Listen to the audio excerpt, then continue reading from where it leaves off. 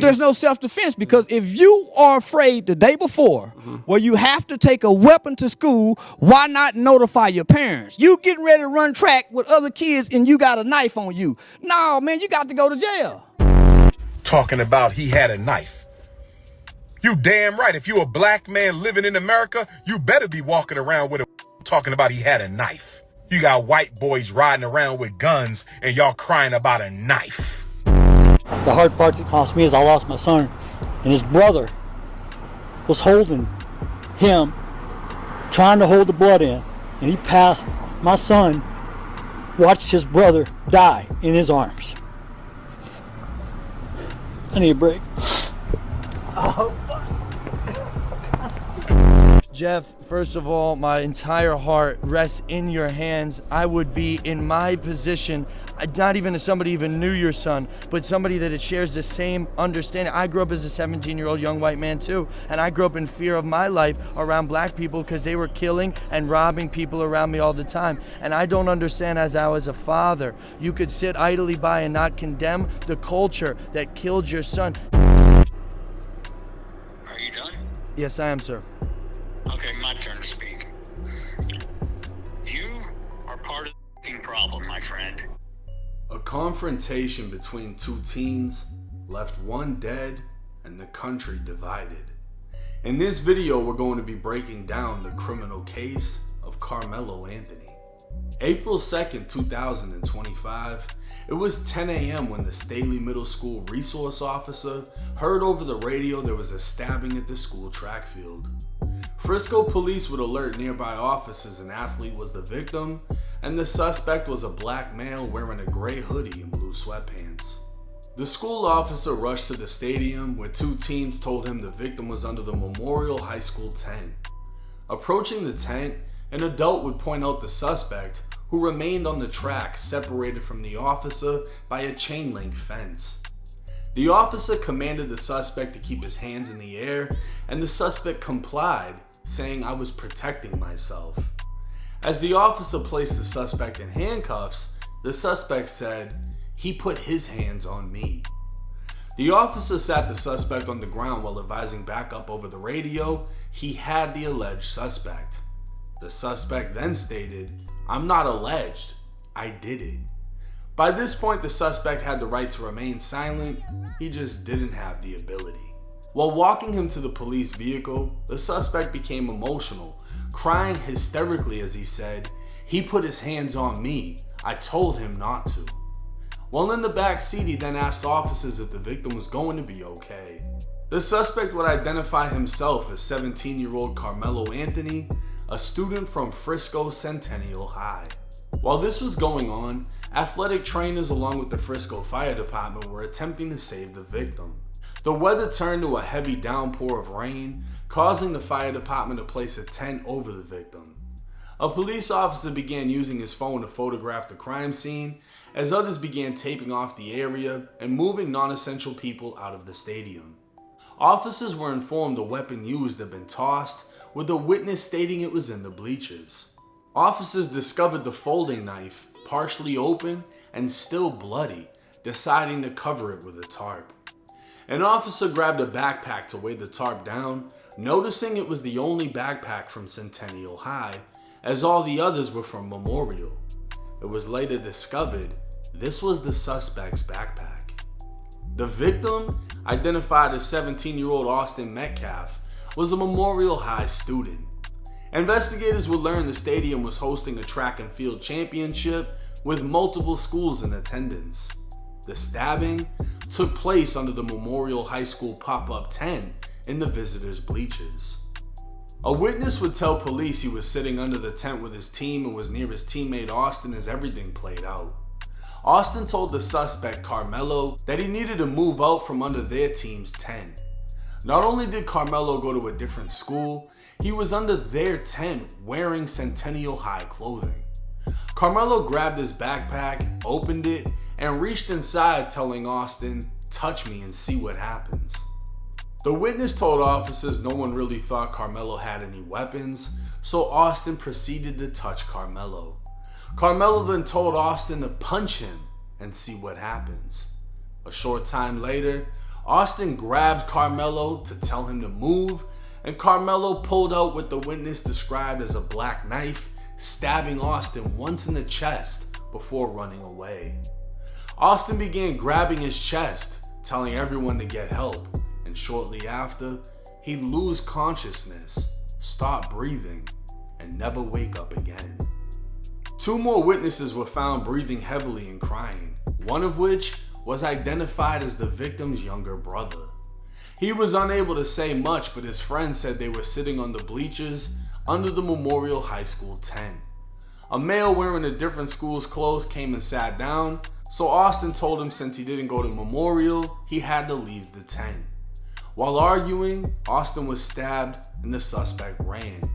Austin's younger brother held on to his older brother as he lost consciousness, bleeding out in his brother's arms. It was 10:46 a.m. when Austin was brought into the trauma bay at the hospital. 7 minutes later, he was pronounced dead. His heart had been pierced and he bled to death.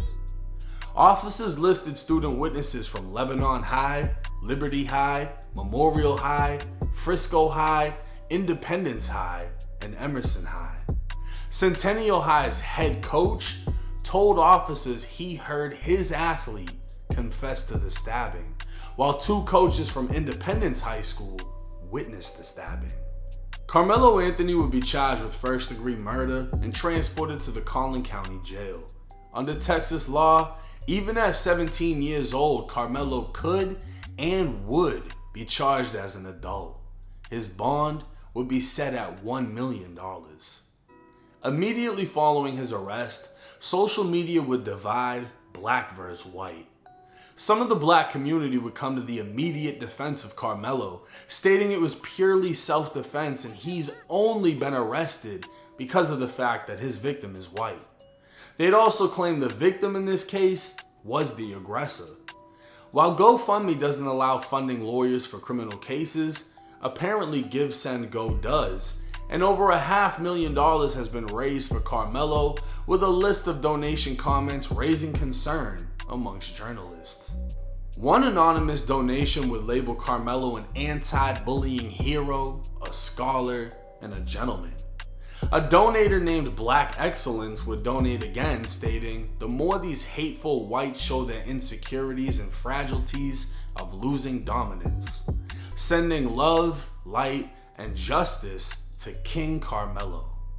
Rock from Atlanta would comment, "We are the defenders of our lineage. This is America, and these flat whiteness immigrants from all over the world has always been open enemies towards foundational black Americans from day one, no more." Some in the white community would also speak out, stating this wasn't self-defense, it was flat out murder. Many would be enraged at the fact that Austin's killer was being praised for being black and killing a white. The donations spoke for themselves, literally, and many have also stated if the races were reversed and the victim was black, there would be riots and looting. Karmelo's actions in Austin's death was now being politicized and used by radicals on both sides to justify prejudice. In simpler terms, it didn't matter who was right or wrong because the ones speaking out don't care about Karmelo or Austin, they care about their own agenda. Things would heat up again on April 14, 2025, when Judge Angela Tucker reduced Karmelo's bond from $1 million down to $250,000. She also agreed to release him based on his clean criminal record and his athletic/academic background. Karmelo would then be released under the conditions he wear an ankle monitor and be supervised by a parent at all times. Judge Tucker's decision would cause her to receive violent and racist threats on social media, leaving her with no choice but to privatize her Twitter. Judge Tucker's personal security has also been temporarily increased as the FBI investigate anyone who released private or personal information about her, as they plan to charge those responsible with unlawful disclosure of a resident's address or telephone number and obstruction or retaliation. Karmelo and his family would also be targeted through death threats and harassment. People would visit his home, loitering and taking pictures, while others would make false food delivery orders and send hate mail including Austin's obituary. It became common for people to circle the home in their vehicles to essentially provoke fear and intimidation. Karmelo's family would have no choice but to use donation funds to relocate to an undisclosed location. But this harassment wasn't one-sided. Frisco police would receive a phone call reporting a shooting at Austin Metcalf's father's home. Another shooting would be reported at his mother's home. This would happen a total of 3 times, all 3 being fake reports known as swatting, in which an anonymous person contacts police and they respond to what they believe to be a violent situation. Swatting has even led to innocent people being killed by police. Austin's father, Jeff, has been making headlines himself as he attempted to make peace with his son's killer's family and pray together at a press conference held for Karmelo. Instead, he was escorted out by police, with Karmelo's family apparently uninterested in making amends. What we seen at the beginning of this press conference, the father being at this press conference, these are my words, don't quote anybody, is a disrespect to the dignity of his son. That was disrespectful and just shows you all the character who is not invited. He knows that it's inappropriate to be near this family. The main voice speaking for the Anthony family was not actually a member, but the so-called minister Dominique Alexander. Describing himself as a minister of justice, political, civil, and human rights activist, and supporter of Black Lives Matter, his suit, tie, and slow way of speaking aligns with more of a gimmick from a man with an agenda. Come to find out, Dominique has a long criminal history himself and served prison time for abusing a baby. Back in July of 2009, he was babysitting his girlfriend's 2-year-old son when he called her telling her to get home now. He didn't tell her why, and when she arrived, the child was unresponsive.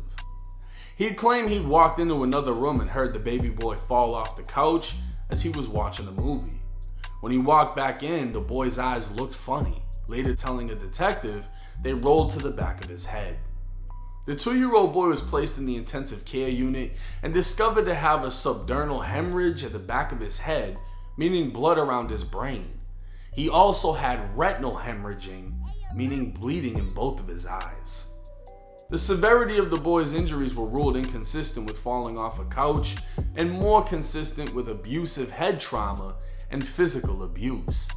Dominique would later plead guilty in this case. Dominique would address his multiple arrests from theft, forgery, stealing a car, making a false police report. The list goes on. He'd say social media would try to shame him, but ended up showing his testimony. That when he first stepped into activism in 2014, he didn't hide who he was, and he was even named Person of the Year for the Dallas Observer's People Edition in 2015. But in 2019, Dominique would be arrested for striking and pushing his girlfriend. Dominique Alexander, the founder of the Next Generation Action Network, was indicted today on a charge of continuous violence against the family. That's a 3rd-degree felony. He was arrested back in April after his girlfriend, Kiera Saunders, told police Alexander assaulted her. However, in an affidavit filed before today's indictment, Saunders says she doesn't want any part of the prosecution. Regardless, this was the face of Karmelo Anthony's family. A man whose sole purpose is speaking against so-called racist police who target black men. He was now taking this opportunity to make Karmelo the victim who had to defend himself against his white attacker. So let's look at the facts. Karmelo was an athlete from Centennial High. During a track and field competition, he chose to sit under an opposing school's tent. Austin was an athlete from Memorial High and confronted Karmelo about being under his team's tent. Austin would grab Karmelo's backpack telling him to leave, and eventually push Karmelo, while Karmelo would grab his backpack, reaching inside, telling Austin, "Touch me and see what happens." Austin would continue, which led to Karmelo pulling out the knife and stabbing him. Now my boy JD DeLay would break down Texas self-defense laws perfectly. Constitutes lawful self-defense. It's all going to depend on what state you're in because each state has different laws. But for the sake of relevant current events, let's talk about the state of Texas. The state of Texas has the best self-defense laws out of any state in the country. They have stand your ground laws, which means that you do not have to retreat. You're allowed to defend yourself if somebody threatens or physically harms you. But you're only allowed to use proportional violence. So if somebody's coming at you with hands and you shoot them, you could be in a lot of trouble. All depends on the valid and articulable threat that was there at the time. If somebody's coming after you with a gun or a knife, then you are definitely in your realm to be able to use lethal force. However, this does require that you did not instigate the incident and that you are not somewhere that you are not supposed to be. You instigated the incident. If you are somewhere you don't belong or if you use excessive force, self-defense is out the window. Like I said, this is specifically applicable to the state of Texas and their laws, so know the law where you live. Might just save your life or keep your ass out of prison. In this situation, not only was Karmelo somewhere he wasn't supposed to be, as he didn't go to Memorial High and should have been with his own team, he was armed with a weapon he wasn't supposed to have. His mere presence during a competition could be seen as provoking an opposing school. After being confronted, Karmelo would reach in his bag saying, "Touch me and see what happens." The fact that Karmelo ran track, if he was in fear for his life, he literally just could have ran. But in a stand your ground case, he doesn't legally have to. But Austin wasn't threatening to kill, use a weapon, or even beat him. He was telling him to leave. So Karmelo using deadly force as self-defense seems very unjustified, but also telling someone touch me and see what happens can qualify as instigating the incident. If a gang member walks to a rival gang's territory with an illegal weapon, daring a rival gang member to touch him so he can legally kill him, that doesn't qualify as self-defense. So if an opposing athlete sits in an opposing team's area with a concealed weapon and stabs someone when confronted, I don't see how he can claim self-defense. Karmelo would show emotion, hysterically crying after the incident, even asking if Austin was okay. This shows compassion. And while a former FBI agent claims from her experience Karmelo was using an insane Vice Lord's gang sign while holding an AK-47, the full picture would show Karmelo at a friend's house holding a BB gun in which the orange tip has been removed. No more extreme than Austin and his brother holding real guns. Karmelo wasn't a thug. He came from a nice job with 2 parents in an affluent area. He held a job at a kid's Foot Locker, was captain of the football team and track team. Should he have had a knife? No. But how many teen boys have carried pocket knives? Just because he's black doesn't mean he was looking to stab someone that day. I think teenage pride and ego led to an irreversible decision. I think regret and compassion should weigh on the scale of justice. I don't think Karmelo is innocent of murder, but I also don't think he placed himself there with the intent to kill. Looking at their athletic stats, Austin was 6 foot tall and 220 pounds, while Karmelo was 5'10", 175 pounds. Karmelo resorted to a weapon out of fear, but I don't believe he feared for his life. I believe he feared he'd get beat up. Unfortunately, I don't think this fear meets the legal qualification to kill someone in self-defense. I also feel his self-defense won't stand because he provoked Austin by saying, "Touch me and see what happens." When Austin touched him, he then said, "Hit me and see what happens." It would be different if he displayed the knife and told him he's prepared to defend himself.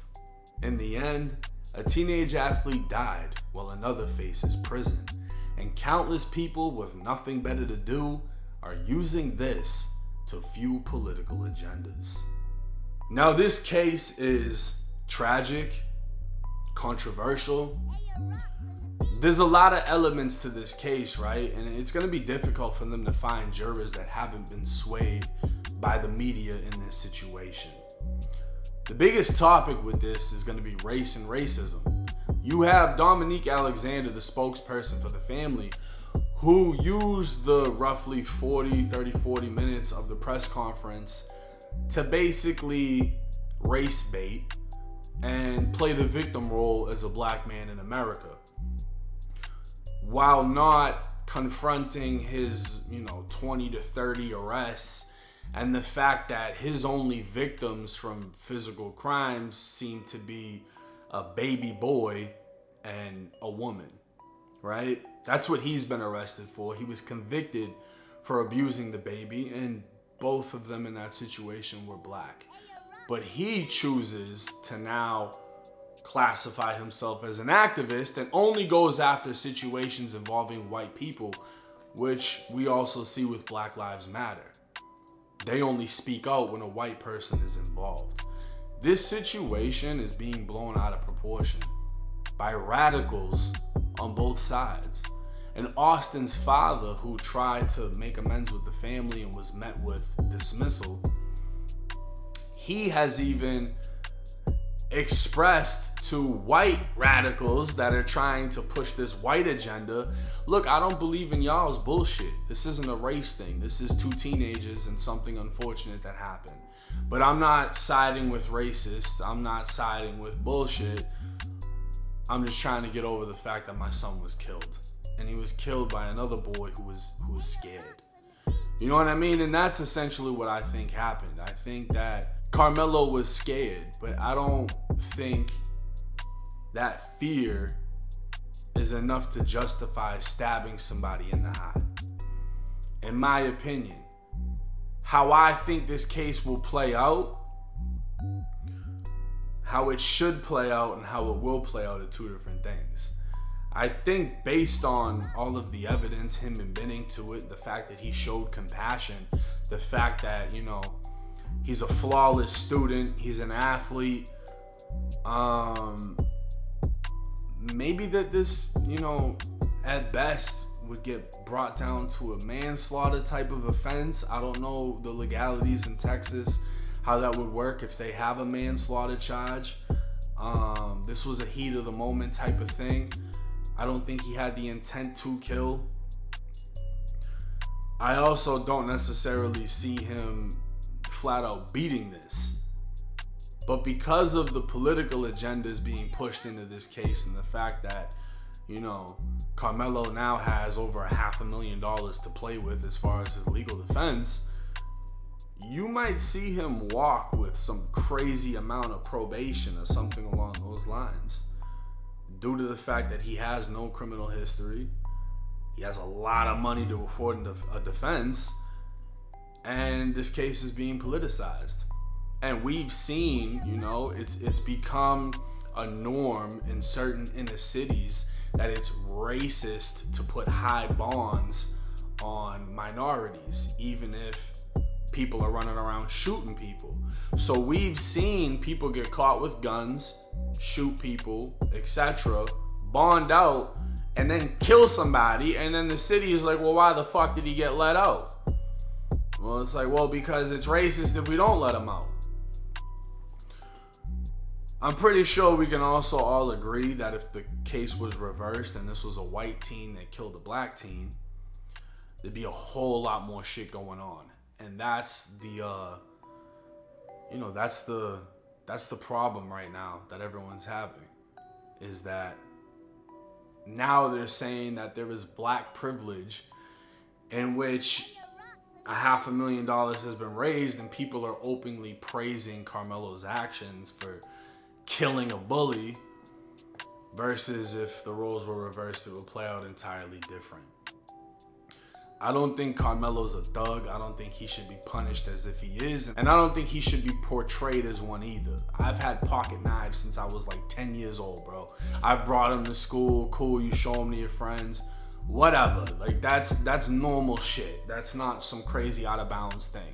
He took a picture with a BB gun. They tried to frame it and make it look like he had an AK. He's throwing up gang signs. Bro, I done seen NBA players throw shit up. Everybody's just trying to look fucking cool, right? That doesn't mean he's a fucking insane vice lord. And then it's no different when you look at the two brothers with real guns and camo gear because they're country boys and one of them's throwing a middle finger. It's the same thing, bro. People are just trying to portray this to fit their narrative, and that's the fucking issue with America. At the end of the day, the kid shouldn't have stabbed him, but he fucking showed compassion. He broke down hysterically crying.